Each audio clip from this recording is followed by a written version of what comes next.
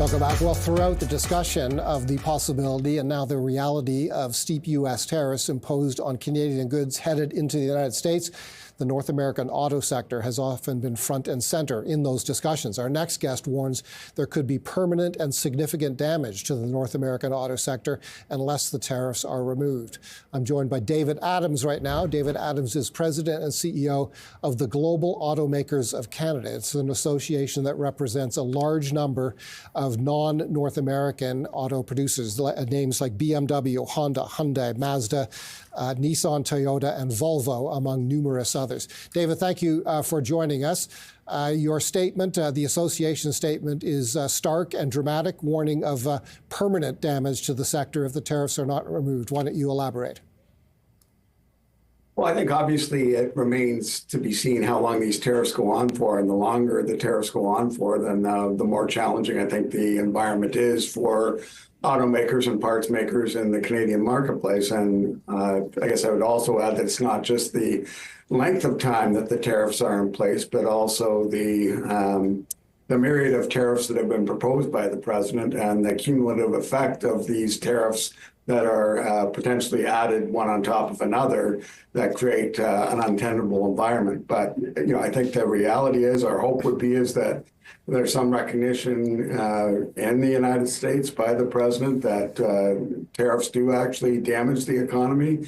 And if that reality hasn't been part of his understanding at this point, you know, I think the market reaction that we've seen so far and are likely to see going forward will hopefully emphasize that fact, as well as the impact, frankly, to some of the 34 states that are Canada's our number one trading partner. Congressmen and women from those states who we suspect will probably have something to say about the tariffs once their businesses are dramatically impacted by the effect of putting these tariffs in place. How many of your members manufacture vehicles in Canada? Honda's on the list, and it certainly does.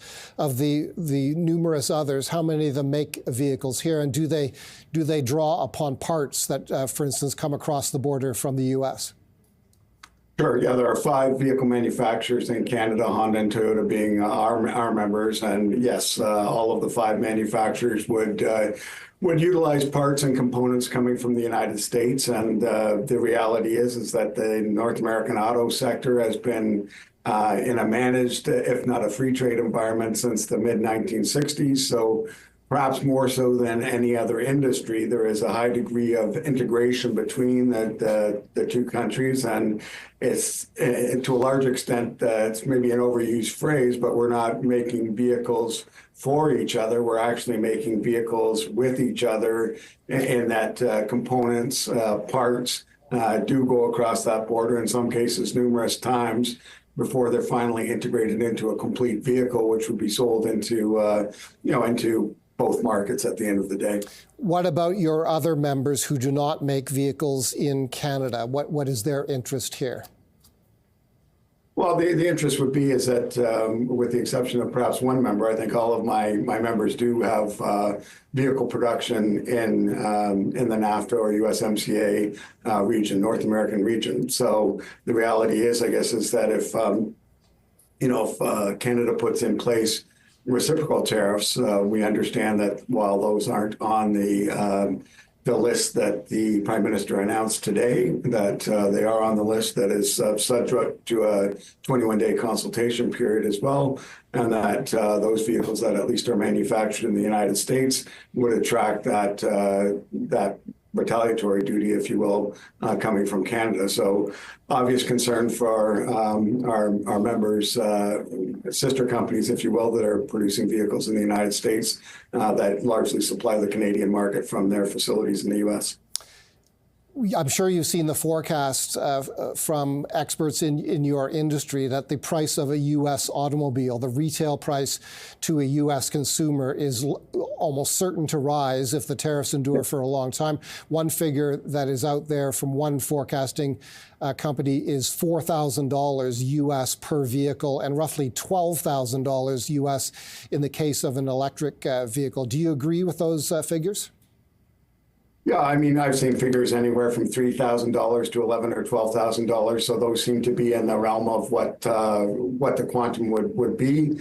And I think this is the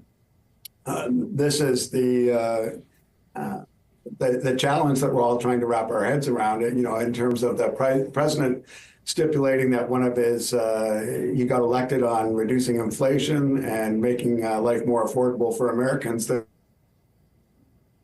This certainly isn't the right way to go about doing that, and will only make affordability of new vehicles that much more challenging for Americans and Canadians alike. Many people believe that one of the things that Donald Trump wants to accomplish here is to force companies in the sector and in other sectors, but we're talking about the auto sector with you, to relocate operations from Canada or from Mexico into the United States. Do you think any of your members would consider doing that?